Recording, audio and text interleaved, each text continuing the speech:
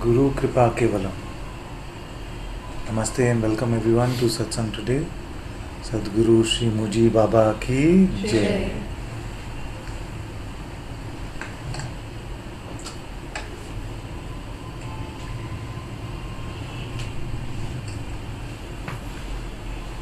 I'm sorry to keep everyone waiting. This body is still in America.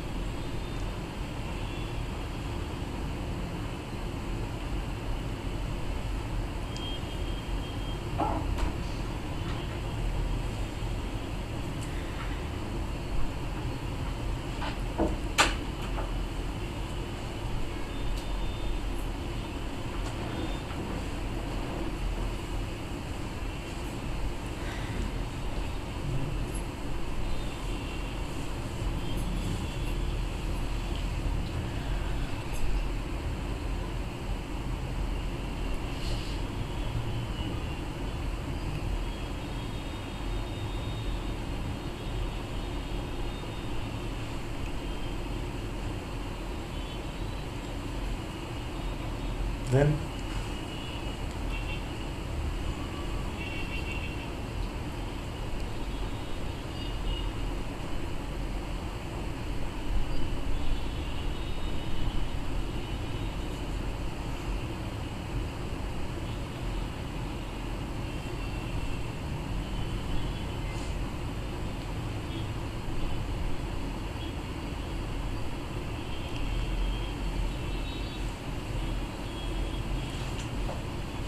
questions, reports, confusion, clarity.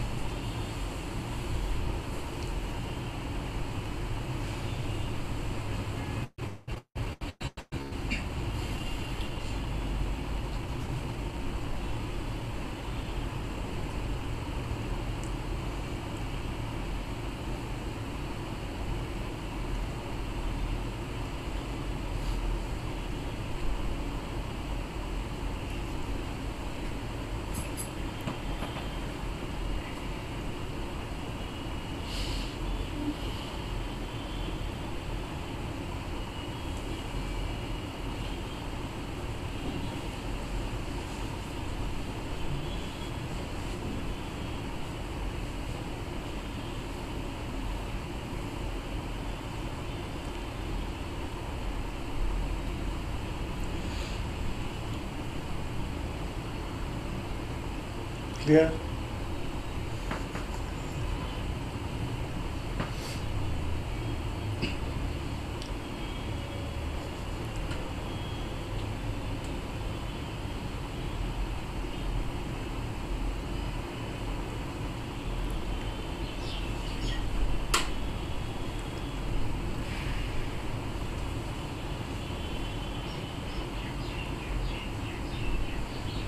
Nitya wants to speak? Okay, Nitya can come.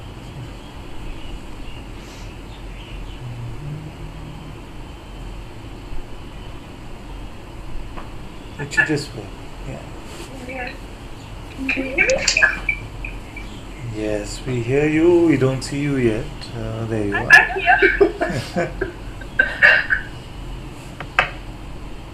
There you are. Not just a voice like the mind.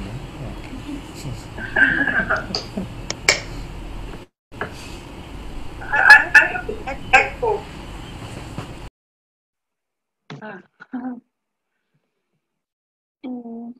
I'm not sure what to say actually, but I just felt to.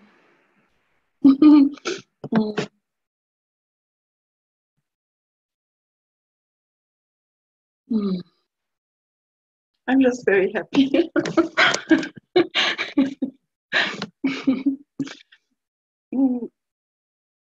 I have okay. Maybe something's coming.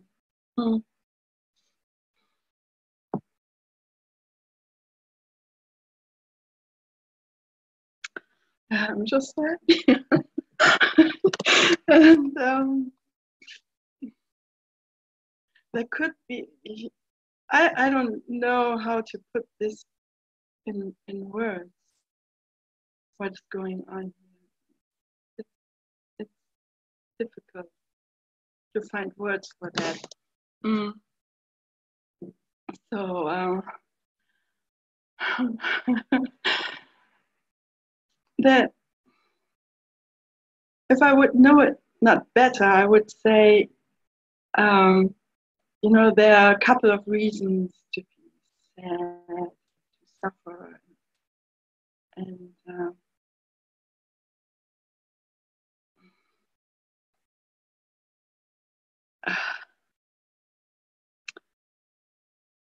but I can't. And something is going on here, you know.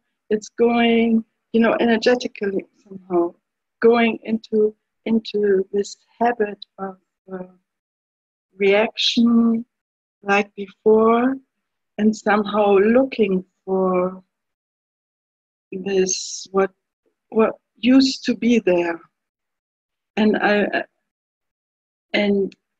I can find, you know, I don't know how to explain it, but mostly at night, you know, at night I wake up, I don't sleep so much, and I'm often awake, and then the mind is just going like a, you know, like this, and usually this would really make me crazy, and it is not stopping, and it's just going and keeps me kind of, I cannot sleep, but I also I'm not really suffering. I have no words for that, and it feels a little bit like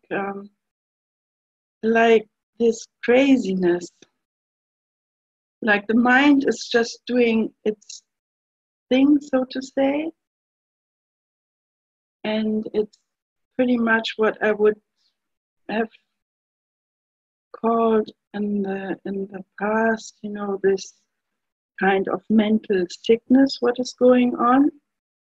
I mean, everyone is kind of mentally sick, but you know what I mean, with this background of and yeah, not that this is important at all, but just I just somehow I want to speak this out, I, obviously. So I have actually no idea what is going on, but what I yeah, this what I wanted to mention is that it somehow needs some kind of effort from the effortlessness to look at the things. You know what is coming up. Does that make sense? I have no idea. But you know, I remember what you said. What you said before you went to the US. You said you passed out somehow, and then you were in that story, but then you decided, oh, it's actually fun. So, and something like that you said, and it's really a bit like this here too. You know, you are just in something, and then okay. So, and actually I had that too, you know, and I had to laugh because I also passed out, but I was lying in bed, you know. It was pretty fun. This was pretty fun because nothing could happen. So, and I was watching that. It was really interesting, you know, when you watch that, how you black out. It's really, it is, yeah. And you know, and the same thing is going on with this daily things, like this craziness of the mind and everything, but it takes a little bit of kind of effort, you know, to sometimes to look at it and to see it really for what it is, that it is nothing as such. And yeah, and I somehow I just, you know, I'm just happy, and everything what is here is so much, you know. I don't know if this is true, but there's so many things to learn in everything. I don't know, but it is so precious. Everything is so precious, what is happening, and leaves me just happy. Even the pain, or it's just like this. This is just what I want to share, and I just feel, every time I just feel to leave everything with you, and and I also see the tricks, the very subtle tricks, to grab, to grasp on things which might be really nice, like what I just said, and to also build again identity around that, around any experience. It is really easy to again build identity around it. But so this is really what I just want to leave here. And my experience always is when I come up and speak these things out with you, it is just gone. I just don't need to think one more thought about it. It is just whoosh. so, thank you.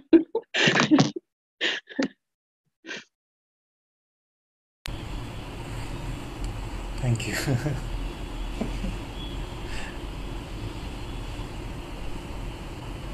I'm very happy you're very happy.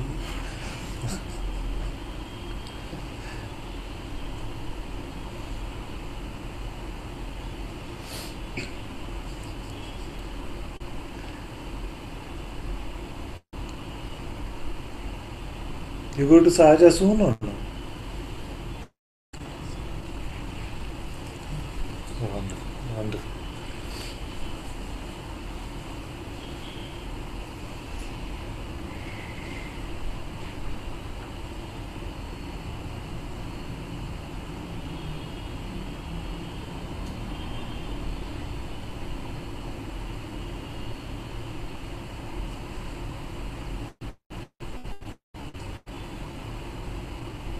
So many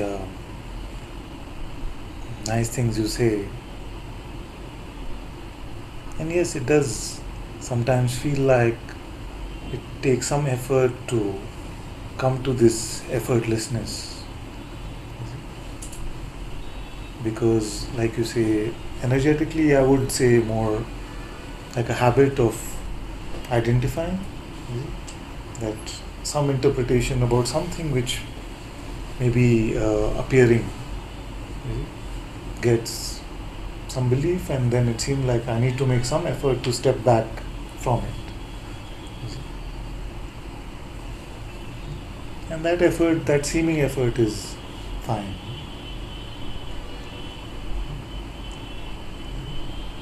Just like it can seem to take some effort to inquire into our true nature. Actually, the question should be very natural. Who am I?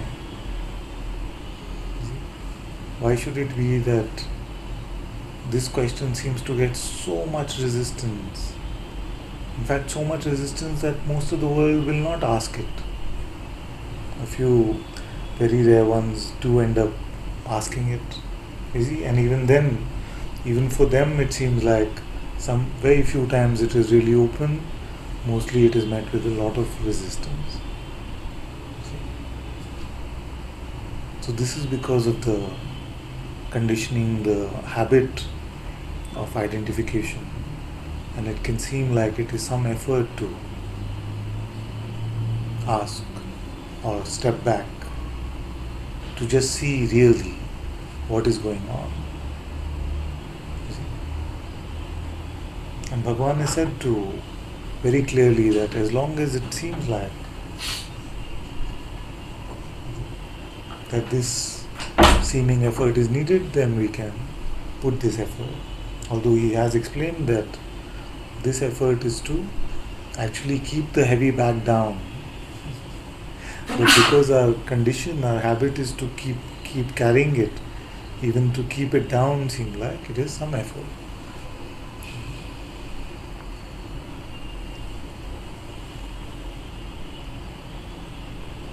The other nice thing I noticed in what you said is that no matter what the state is, you are actually still there. You see, even if the state is sleep state or passed out state, you are there, quote unquote, experiencing the even that state which is empty of all experience.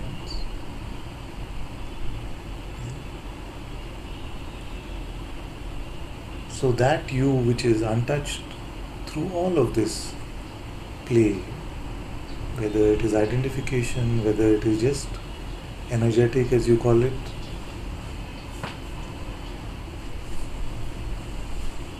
I in reality remains untouched through all of this.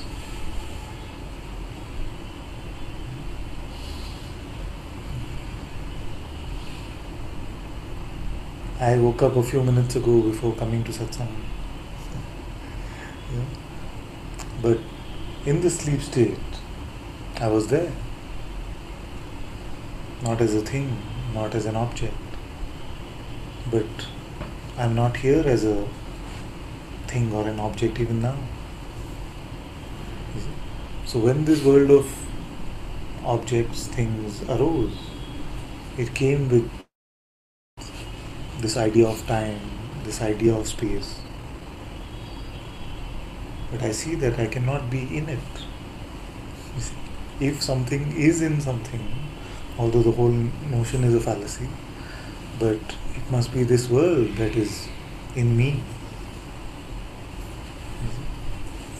not the other way around. It is only because we have taken ourselves to be this body for so long, then it can seem like it is the other way around.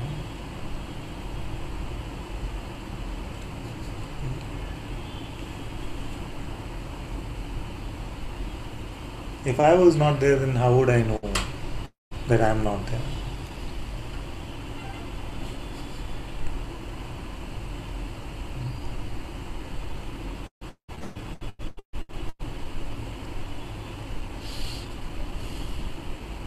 So unawareness is not a possible idea.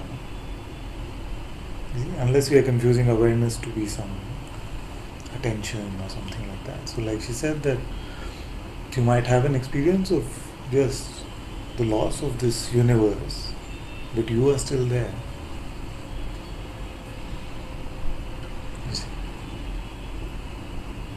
And what is our universe anyway? Just a set of perceptions.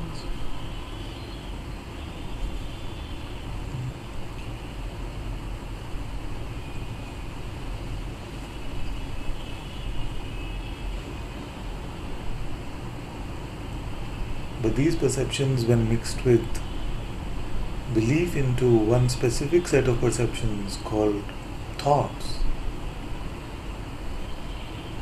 make it seem like I am an object here, that I have states, that something happens to me or not. But in reality, I am untouched.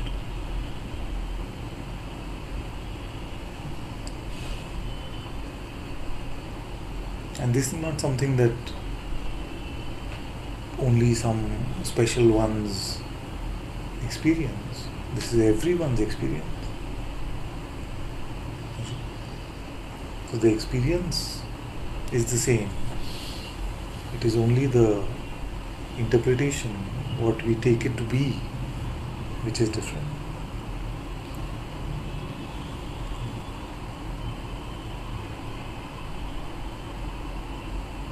And as long as we are not wanting to make everything about me,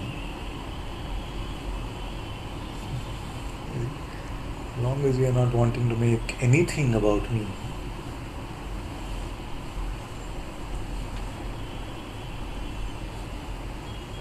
this truth is very apparent. The truth of yourself is very apparent beyond all states. the instant you try to make it about the non-existent me, the truth seems to get conceptualized, distorted. It seems to become very mindy.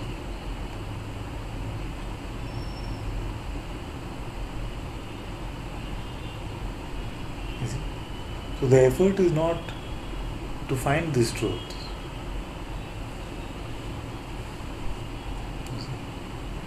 The only seeming effort is to not make this about you.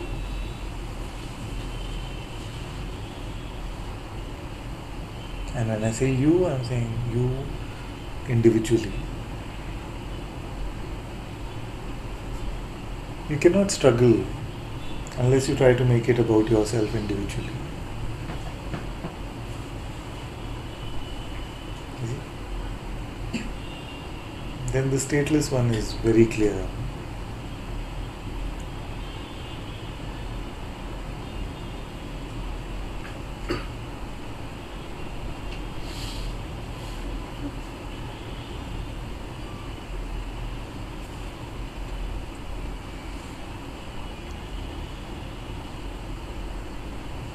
But most importantly, I'm just now specifically for Nitya, I'm very happy, and some others also who are on the way to the one Sangha gathering in Sahaja and will get to be in the physical presence of Guruji. All my love, all my blessings to all of you, and I'm sure you'll have a very wonderful time.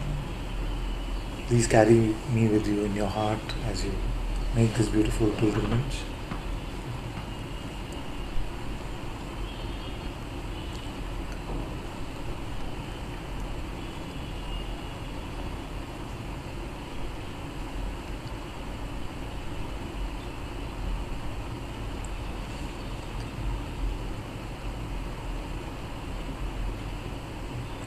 Okay, we have a question. It says, Father, it feels like I'm inside the cloud of hopelessness in my mind.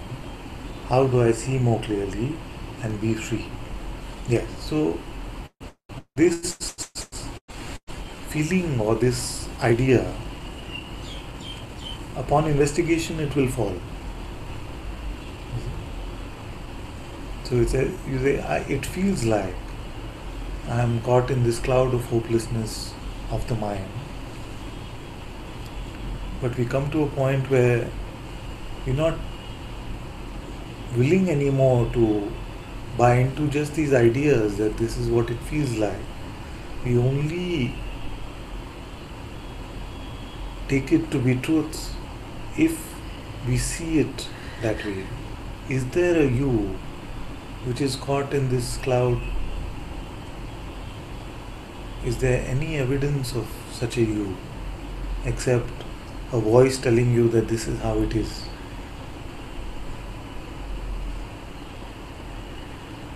And if you are caught up in the cloud, then who is watching that? Is that in the cloud? And if that is not in the cloud, then are there two of you?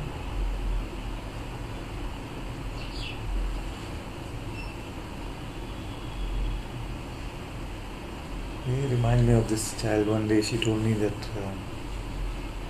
something I don't know what you were talking about, but she said, Father, you just left me hanging. Huh? You just left me hanging, she said. So I found that very perceptive actually, because a perceptive inquiry can flow from there. So the one that is left hanging is which one?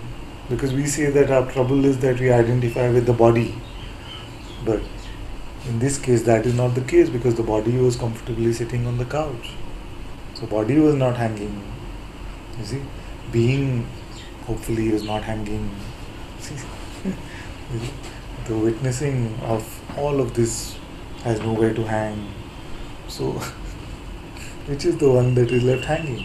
Is it the same one that feels like it is stuck in the cloud of hopelessness? You see, which is that one? It is not even our body identification, because the body is not stuck in some cloud of hopelessness. So which is that one? And as long as we are willing to buy into the idea of this one, then this one will always have a roller coaster ride anyway. Ups and downs are a part of this one journey.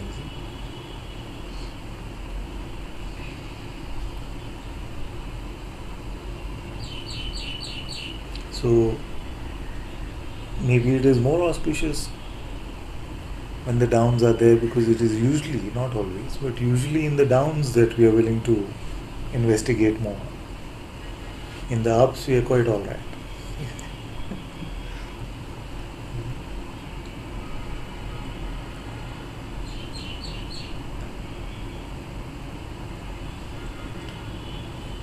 So maybe this cloud of hopelessness is not bad news.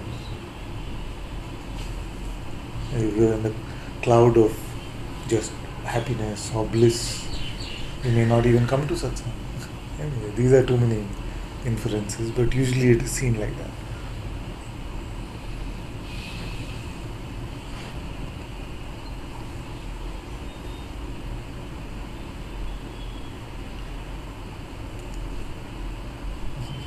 How do I see more clearly and be free, you see? Just try to start seeing a little bit. You see? Just rely on what you're seeing. A little bit. Don't have to force it too much, just a little bit.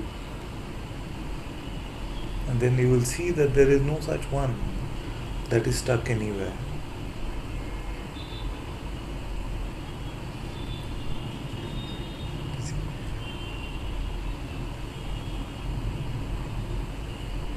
This is the point where the ego resists, the mind resists the most, because it doesn't want you to see, it just wants you to believe that you are stuck, it is true. Don't want to hear anything against that. I am stuck and tell me what to do. But are you really? No, I knew you will say that. But I am stuck, it is true. Now tell me. Is it?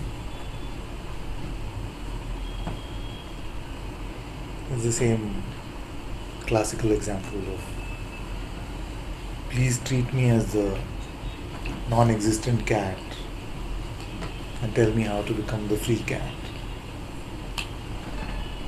And you want to look in the mirror and see there is no cat? No, I am quite certain. And many of you will actually also say, yes, I am quite certain I am not the cat, but right now I feel like I am the cat, so please tell me what to do as a cat. This is the trouble that the seeker has, spiritual seeker has, more than the rest of the world. We have this, like, yeah, I know I'm not the cat, I am the pure self, untouched by everything. And yet, right now, please treat me like I'm a cat.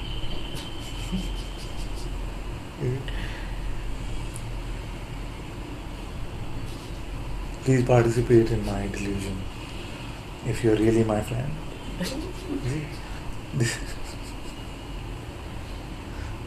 And you'll be surprised how many times I get that invitation. Father, if you really love me, then you will participate in my delusion with me. Otherwise, you don't really love me.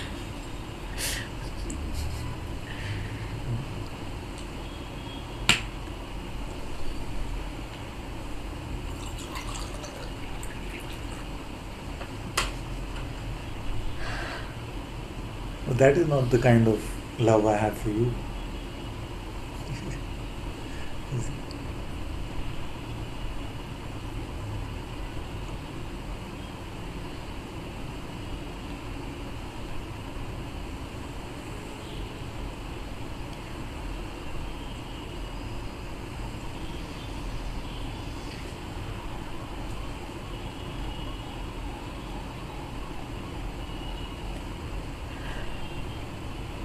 Then you say, when you say I'm not stuck, a smile appears, but my mind is still looking for evidence. You see, your mind is not looking for evidence. It has no evidence of the stuckness, and yet it tries to convince you that you are stuck. You see? All it has is so-called circumstantial evidence. What evidence do you have of the one that is trapped or stuck?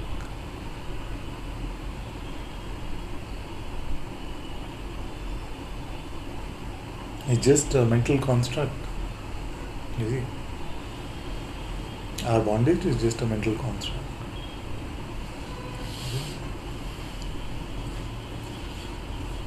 Just an idea.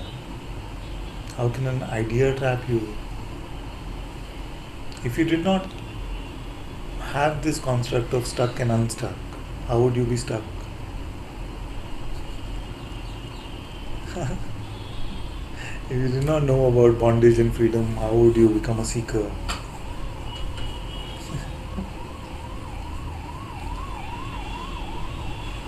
So what are we really stuck in? We are stuck in the tyranny of words.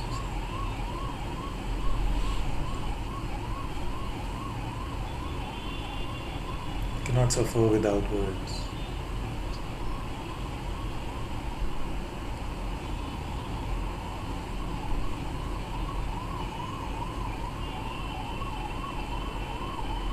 And one of the words now in Satsang is energetically.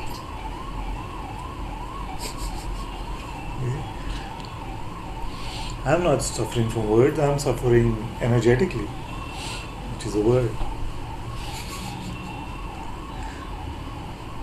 Is it?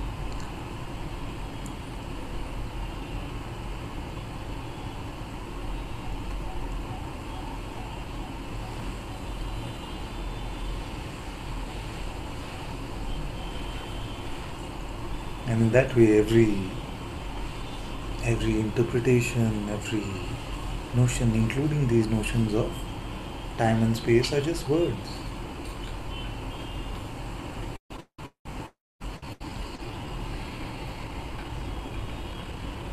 Just a thought.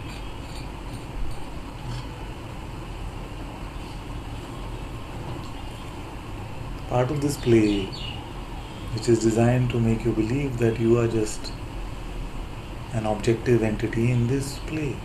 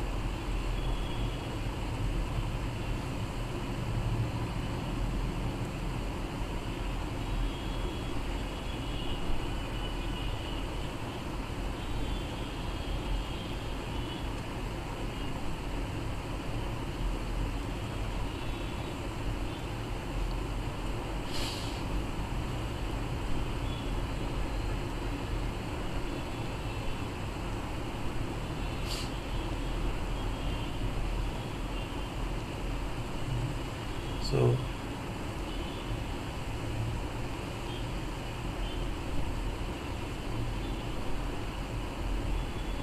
what do we want from this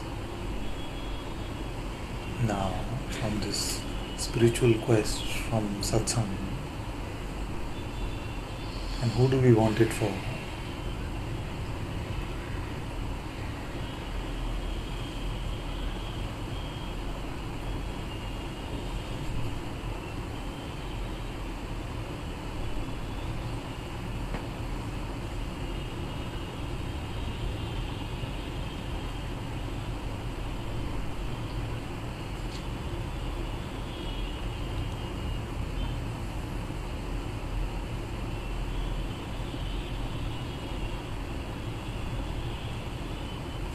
The satsang seems to electrically shock me out of this delusion.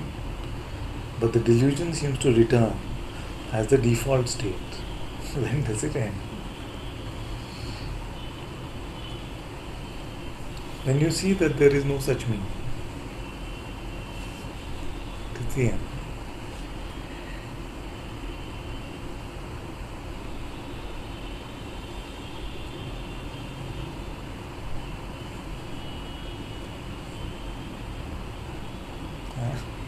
No better time than now.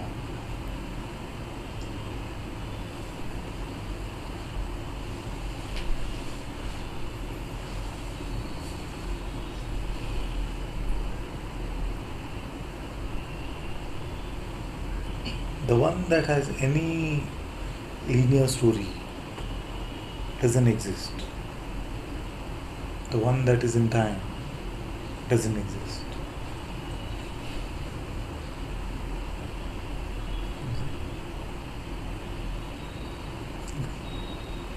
And what do we take ourselves to be? That which doesn't exist. And then we suffer from this non-existent one. It's a strange sort of maya, strange delusion. So when you snap out of the delusion, who are you?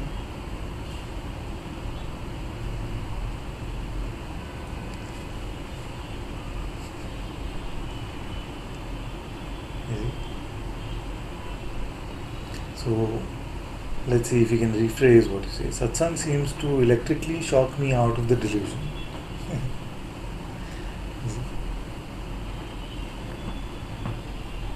The me is the delusion.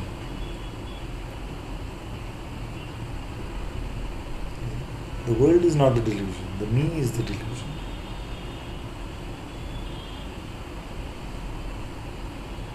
So if delusion is gone, then all time, all space, all linearity, all concepts, all good, bad, all opposites are left. And this is your default state. No matter how much the mind tries to convince you otherwise. You see? Because if your default state was to be in the delusion, then I could not do this. And say you are free before the click. You see? But this is your default state.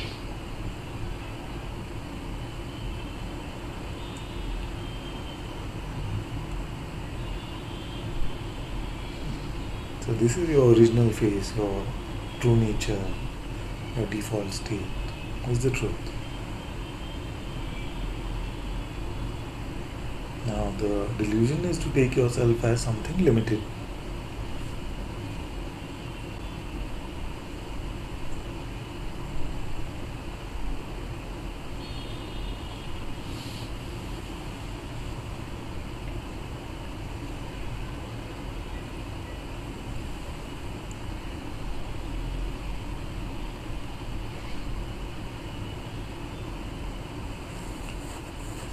And you say, should I ignore the sense of me? But where is the sense of me? I have not found it. Have you found the sense of me? All I see is the sense I am, which is not limited. It is the substratum of this existence. You see? And this is the con from the mind. It will convince you that God is person. The only sense you have is the sense of being, the sense of existence, which is God itself. And but the mind will take this and say, but this is the personal being, the sense of me.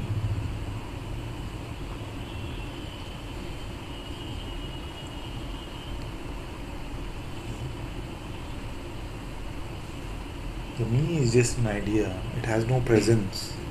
So there is no sense of me.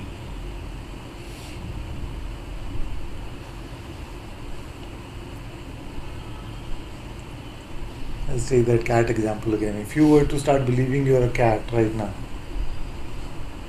would you have a sense of catness? Will just be an idea. Your sense of being will still be the sense of being. This being is consciousness.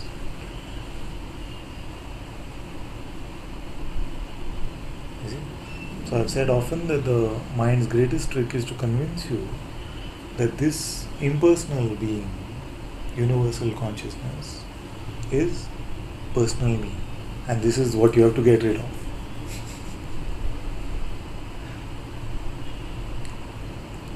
Don't fall for this trick.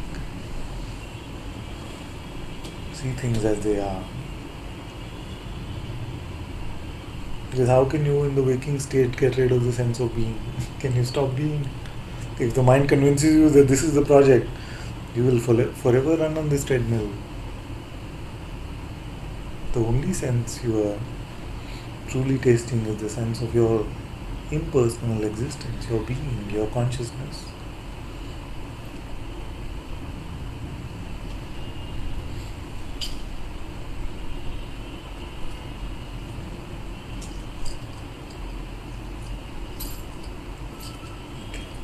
Then Seda says, may I speak? Anantaji, yes, my dear, you may come.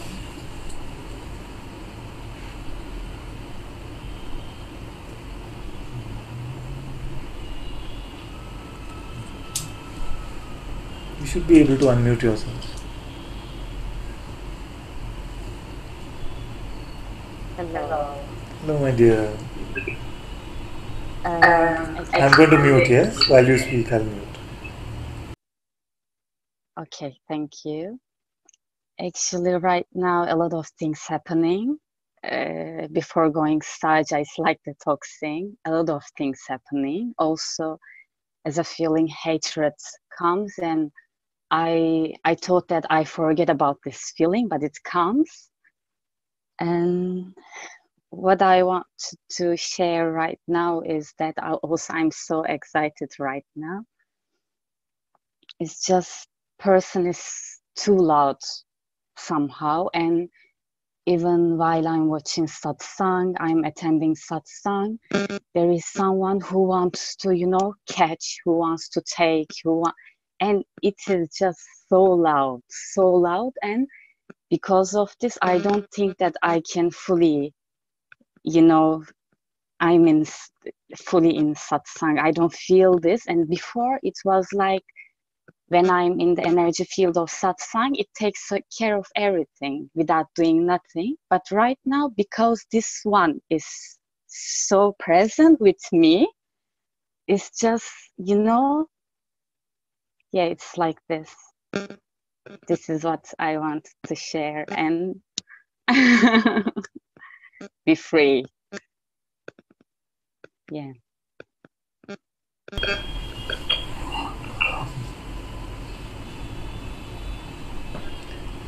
You see, sometimes, and maybe you can mute for a bit, otherwise the echo will come.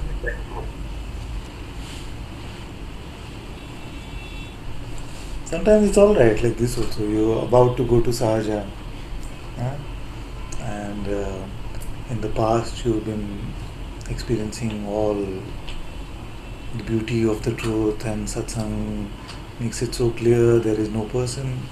And just before there's time to go to Sahaja, it seems like the person is so loud and constrictive, and all of these things are there. Maybe it's good like this because you will enjoy the contrast when you go there. You'll enjoy the contrast of going with that constriction and then getting so Sahaja and so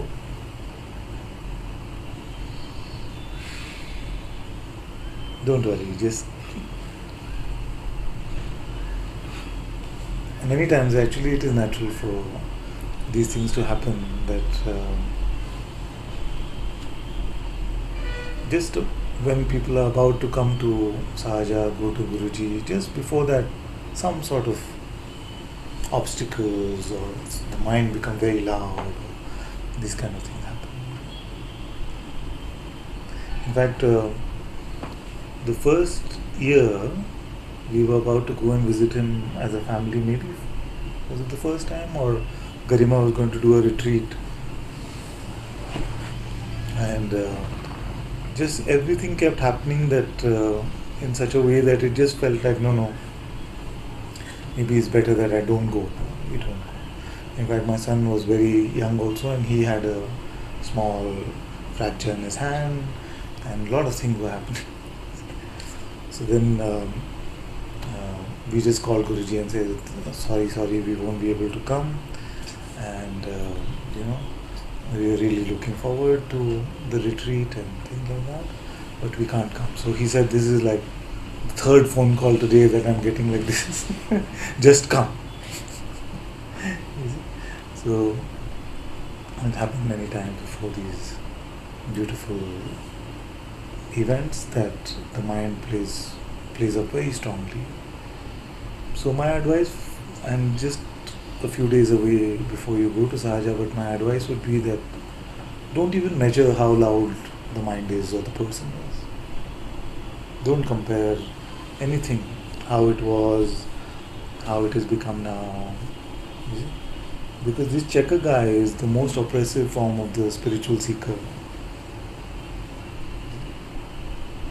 The truth is not changed, no matter how loud the mind sounds. All that I've said in Satsang so far still can be checked on. There is no person now. You say a person is very loud. Show me this loud one. Where is she, he? Where is the loud one?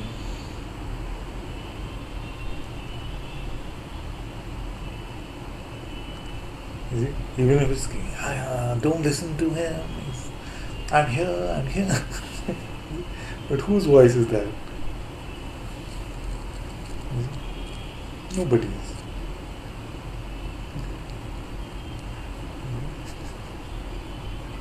Is it your voice? It feels like it is your voice. Then the voice is making the phone call to you. Why you need a voice to communicate with yourself?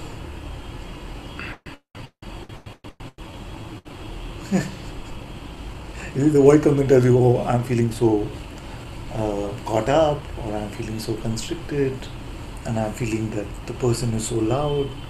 You see? If you are seeing that the person is very loud, then you don't need that interpretation, isn't it?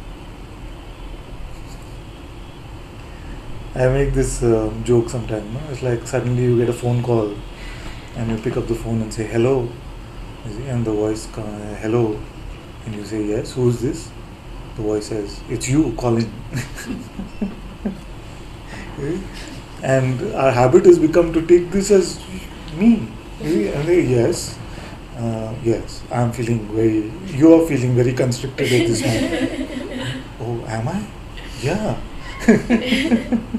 It's just his voice is talking all of this, you see. But we've taken it to be our representative for so long, you see, because if you really something was really happening to you, you would see it. No?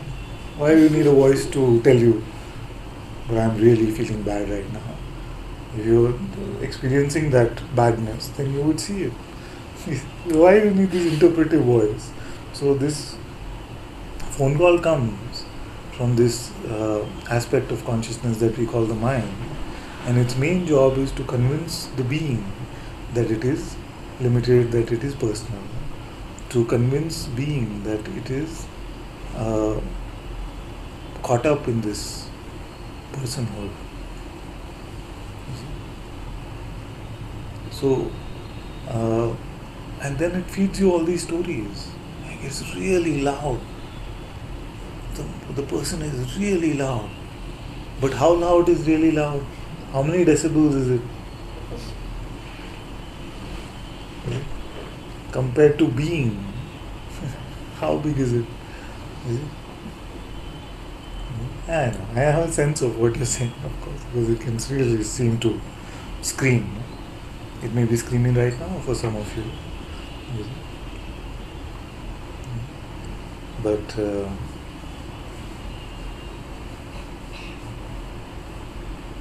in even if it's the loudest screaming that you have ever heard, it cannot become bigger than your being. It cannot become greater than that which contains it.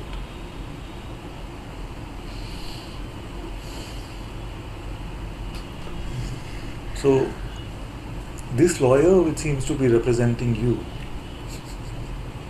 is it? Who hired it, him, her?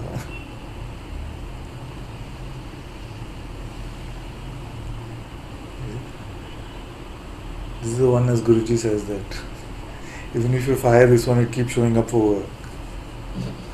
I don't want you anymore. I say, I'll still come. I'm here to help you. I'm your friend. And most importantly, it will tell you that it is you.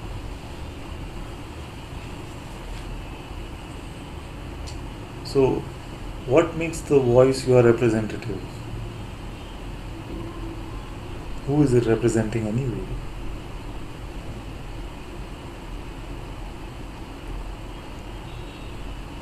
What does it know about you?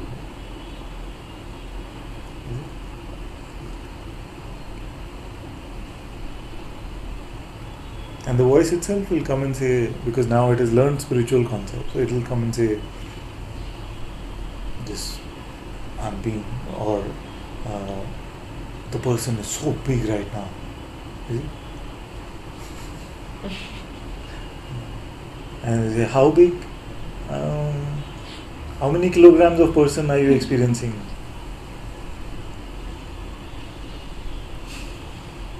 Huh? 1 kg person?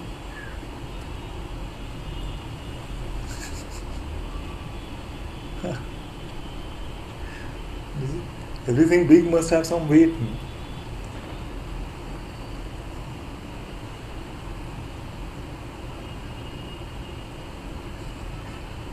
Don't try to feel good.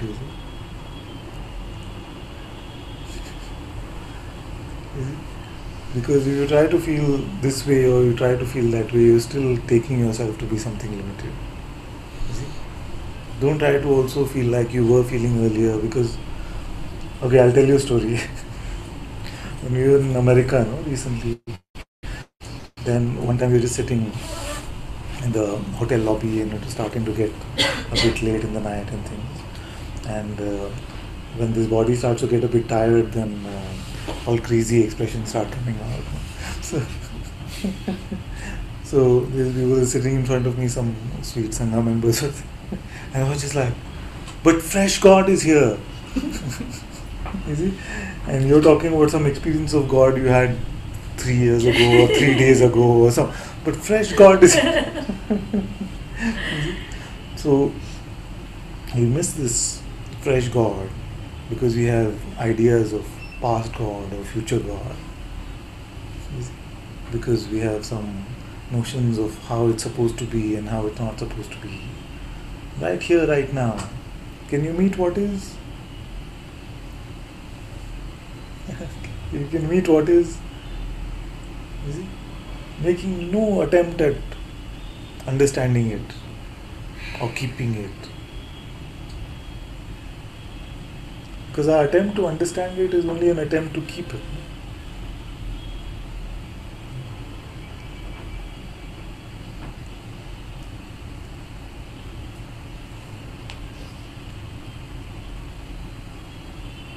You see, the mind cannot even handle the manifest aspect of yourself. You see?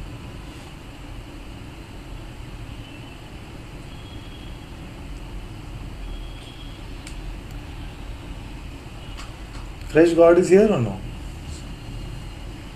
Fresh God. You want to say? Yeah, say.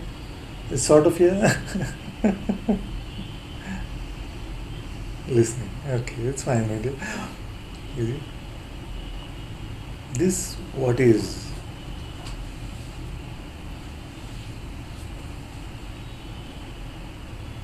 beyond any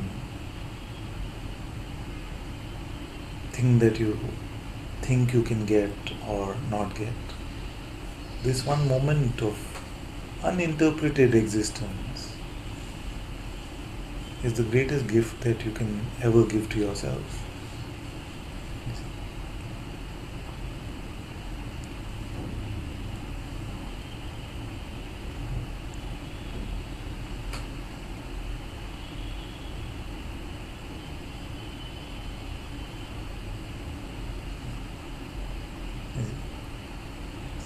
Looks like you're meeting fresh God.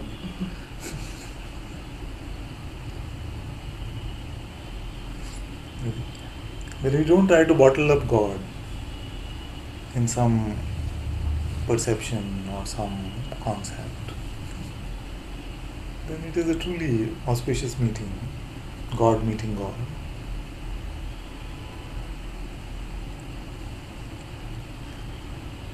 Then you try to make God part of your story, with a past and a future, and then this happened and then that happened.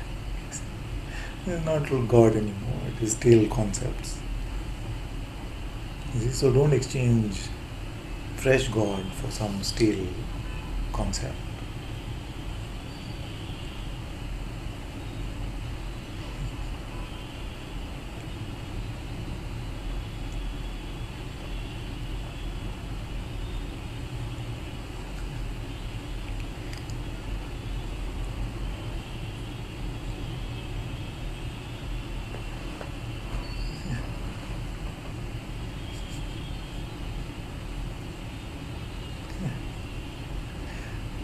Now you look very ready for Sahaja.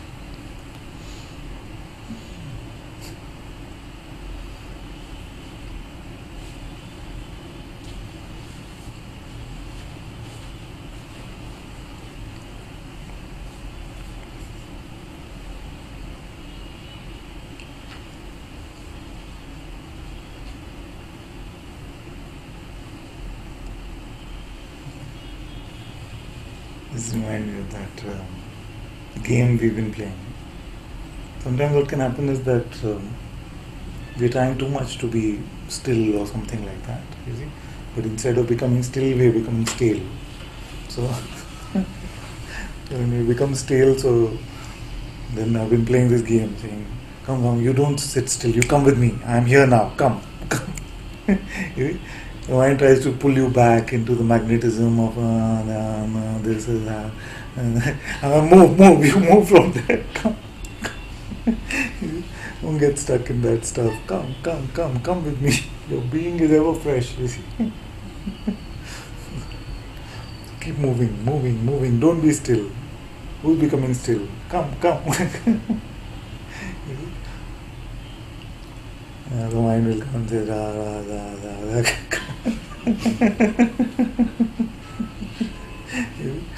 To our mind will come and say, how am I supposed to play this game and I'm not getting it?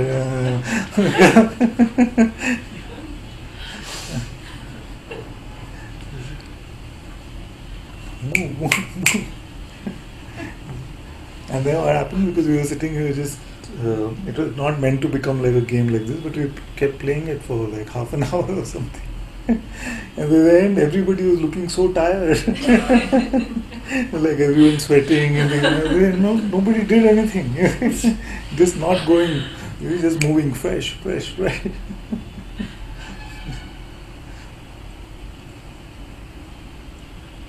So don't get caught up in any idea about yourself. Notice that when the attempt is to try and make any linear story, you see, notice that you're getting caught up in the non-existent one. If the one that you're referring to yourself has a past, it has expectations of a future, forget about it. Move. Don't get into that groove at all. You see, these are just the grooves of the mind. Same old tracks of what's happening to me. You see? But your being is ever fresh God. It's not caught up in anything.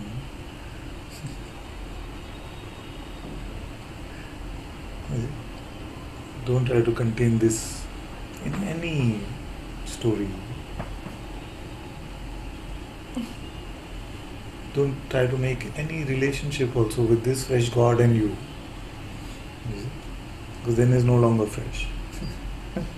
Like, I am just being with fresh God. That's too stale. Move.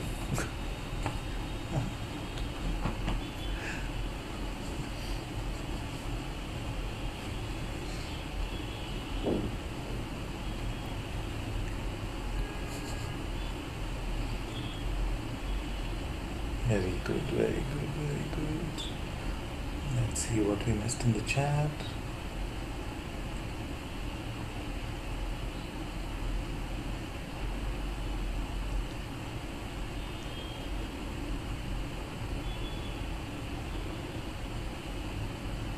One of you says, I am in the story of me, but still feel settled because I know my real self is safe, not affected. This kind of settlement in story, is it okay? I am in the story of me, but still feel settled because I know my real state. Then you're not in the story of me. No? If you know your real state is not the me, then you're not in the story of me. The story of me is to take me to be real. See? Maybe what you try to convey is that the seeming story of this me seems to continue, and that continues for everyone. You see? It's like Ananta goes to work, he comes to Satsang, he has children, he has responsibilities. You see, although that story can still seem to continue. You see, but it's divested of its sense of reality or seriousness. You say that you're clear that your real self is not affected. You see? So your reality is untouched, and yet this play of this expression of consciousness seems to go on. Yes. Good. Then next one says, Dear Father, is letting go of my thoughts and self-inquiry two opposite ways for realization? And well, in a way, we can say self-inquiry and surrender. You see, letting go of my thoughts is just surrender. So Bhagavan said there are two ways to come to the self in this path. One is to inquire into the nature of I, and the second is to surrender completely. And to surrender is to not hold on to any concept, is to just let go. But in reality they are not two. Because he has clearly defined this. He said, I am something is the source of all trouble. Now this something is always a thought. Unless you attach this something with identification, with belief to the sense of your being, it is not possible to be identified. Now, when you say, I am, let's say that something was, I am not free. And you say, I am not free. You can say, who is the one that is not free? you don't find such a one that is not free, then that not free doesn't attach to your being, because you investigated and you saw that there is no such one. You see, what happens when you surrender? You say, I am still not free. You see? And then you say, okay, but that is the master's problem, that is God's problem, it has nothing to do with me. So then it doesn't attach, you see. Either way, you're not attaching any notion to your being, and anything which leaves you in this unborn, leaves you notionless, is true satsang. Anything that makes you conditioned, even if it makes you conditioned spiritually, is not satsang. So whatever, not just surrender and self-inquiry, which are both the same in this way, just different seeming ways to come to the same result. But that's for all of spirituality. Can you leave yourself unattached to any concept? And anything that seems to get you there is a worthy spiritual practice. Then you will see that actually nothing is needed. It's only when we are deeply conditioned in the habit that it seems like we need a particular practice, and you see that you are not attached. You see, it's natural that you are not attached. It is not natural that you are attached. But till we have the notion that naturally I am attached, then these practices can be used. Okay, sorry, I didn't read the whole question. Can I do them at the same time? Like, you mean in a day sometimes you just feel like surrendering and sometimes inquiring? Yes, of course. Of course. As self-inquiry requires me to keep the thoughts in my mind and ask, who is this person? And letting go is negating my thoughts. Yes. So letting go is letting go. Don't even need to negate. Just letting go. And if it seems too sticky to let go just naturally, then we can negate in this way, like you were saying, that we say, but this is for my master to do or deal with. It's my master's problem, it's father's problem. You see, that is surrender. And inquiry, as you said, is just to ask, who am I? You see, it's good to ask, who am I? Because in this who am I, not only will this delusion of the person be seen through, but everything that seems to block this natural self-discovery will also be wiped clean. Rather than changing this question, although you can ask that question at times, but if you're doing the inquiry, better than saying who is this person is to just ask, who am I?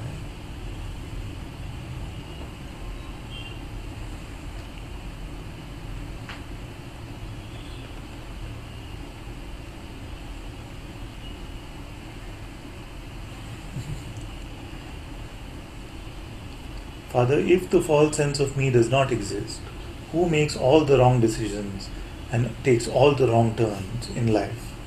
I thought it's an imposter self posing as the real me. There is no such thing as wrong. You see? Wrong is just a symptom of false identification. How you know if something is wrong or right? Do we really know what is better?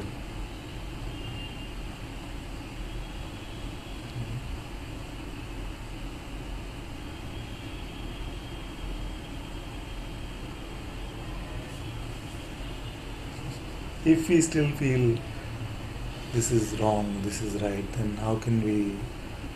Then it becomes a contradiction. On one hand, we want to say everything is the Master's grace or everything is God's will. On the other hand, we say, but this is wrong and this is right. Both can't be.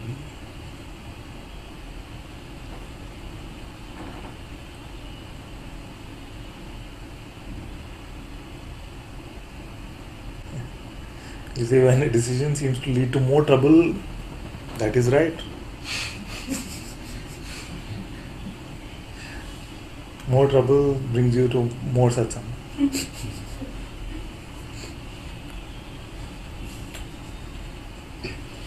So is that wrong or right?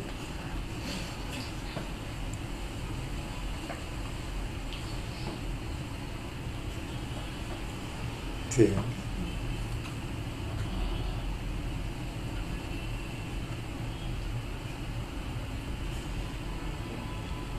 Now it seems like everything is some kind of dream stuff.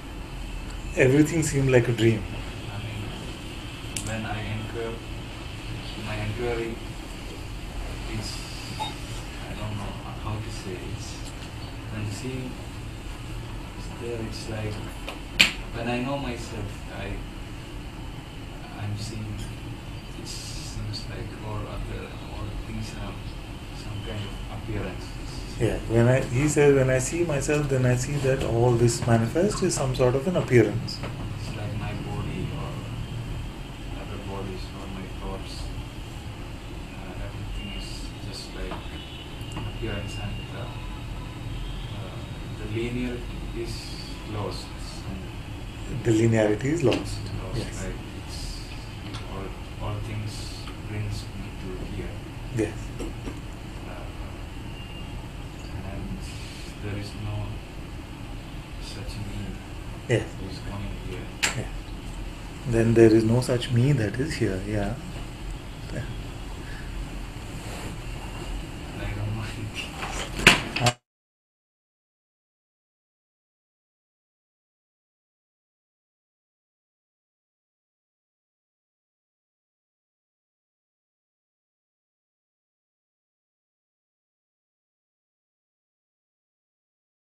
Nothing is going anywhere. So some fears come, and that fear is not unnatural.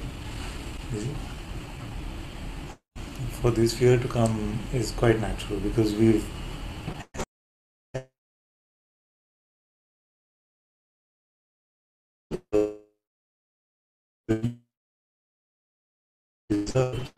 and then once you start to see its dream-like nature, its appearance-like nature, you see, then as part of the dream, there's also this uh, energy construct which you are calling fear, which is arising, which is also natural.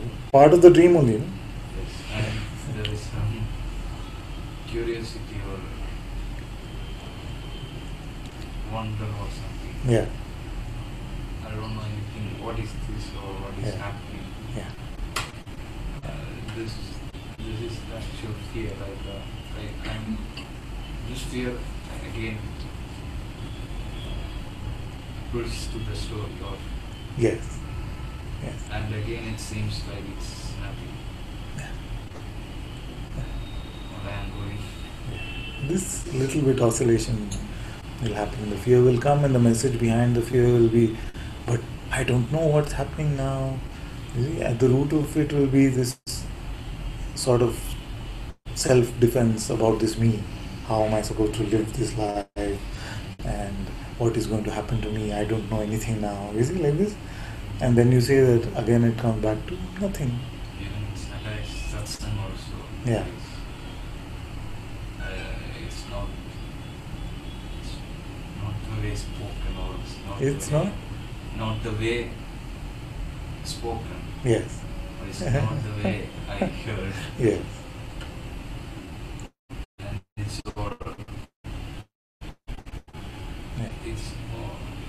also Part of the appearance or part of the dream. Yeah. You see, the alarm clock, which rings in the dream, you see, is also part of the dream.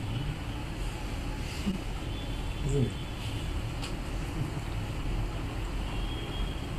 So yeah, this seeming oscillation, some fear can come and some this fear going. So this back and forth between fear and just nothing is natural. Don't worry.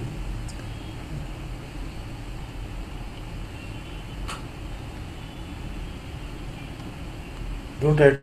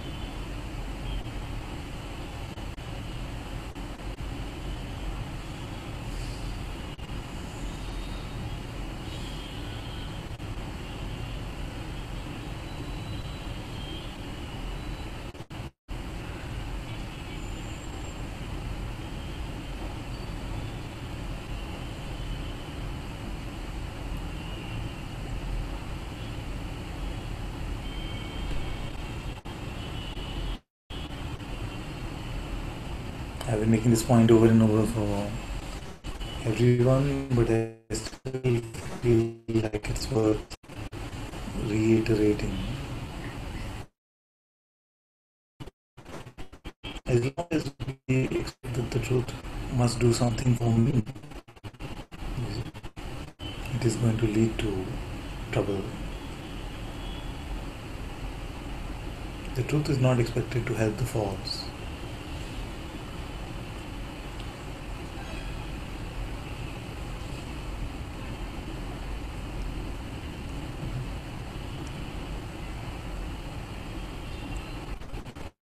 Seems like a very obvious thing, but the spiritual seeker cannot perpetuate without this idea of the me being helped by the truth, the me wanting something from the truth.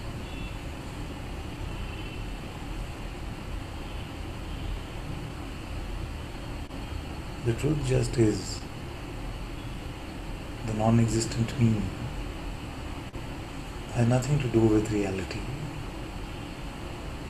And to expect reality to cater to the needs of the non-existent me is the same intellectual suffering, conceptual, mental suffering.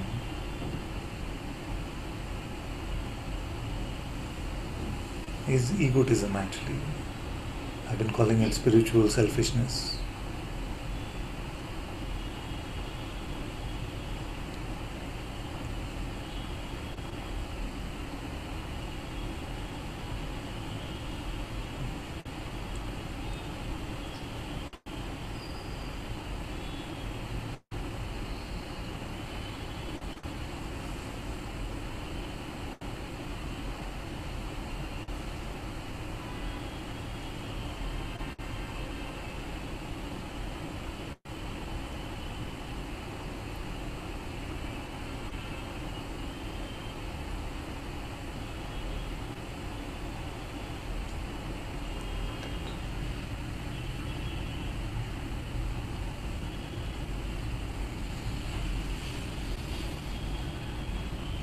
Thank you all so much for being in Satsang today. Sadguru Shri Muji Baba ki Jai. Sadguru Shri Ananta-Part ki Jai. Guru Kripa Kevalam.